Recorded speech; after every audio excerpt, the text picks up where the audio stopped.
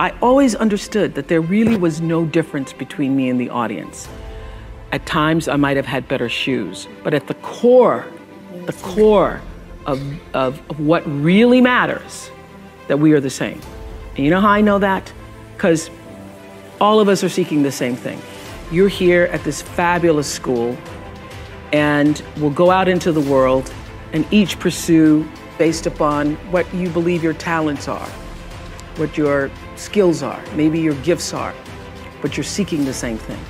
Everybody wants to fulfill the highest, truest expression of yourself as a human being. That's what you're looking for. The highest, truest expression of yourself as a human being. And because I understand that if you're working in a bakery and that's where you want to be, and that may be what you've always wanted to do, is to bake pies for people or bake cakes for people or to offer your gift, then that's for you. And there's no difference between you and me, except that's your platform. That's your show every day. So my understanding of that has allowed me to to reach everyone. And there's no way that you wouldn't, because that's what I truly feel. The way through the challenge is to get still and ask yourself, what is the next right move? Not think about, oh, I got all of this stuff. What is the next right move? And then from that space, make the next right move and the next right move.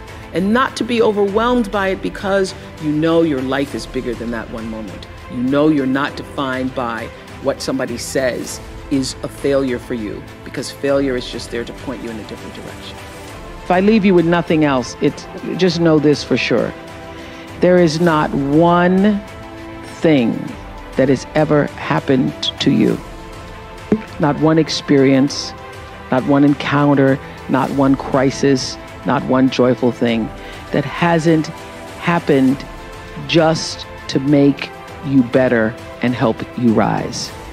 Every single thing you're calling in, whether you know it or not, when you figure out that you are calling it in, when you actually start meditating or praying or doing or having a spiritual practice, which is the number one thing you need if you want to be successful in the world. You need something that gives back and nourishes you, regardless of what you call that. You need to fill your cup so that you can be so full your cup runneth over and you have enough to give to other people. If you don't fill your cup, you end up dried up. You end up tired, exhausted, and don't have enough to give to other people. You end up resentful every time somebody asks you, because your cup is empty and now they want some of yours. So your number one job is to fill your cup and make yourself whole. They think that success is supposed to happen like that. It was very difficult for me to figure out where my boundaries were, because I'd grown up poor and didn't have anything. One of the things I tried to do all those years on the Oprah show, sometimes people would criticize me because they felt that I didn't do enough for race or racism. But this is what I always understood, that for me, my role and my goal in life is to open people's hearts. That's what I do, is I try to tell stories that allow people to see themselves in the lives of other people.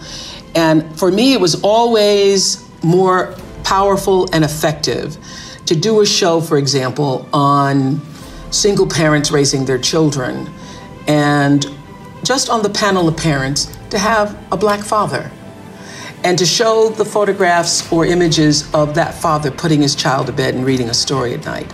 That, to me, is more powerful than doing a story on, let's talk about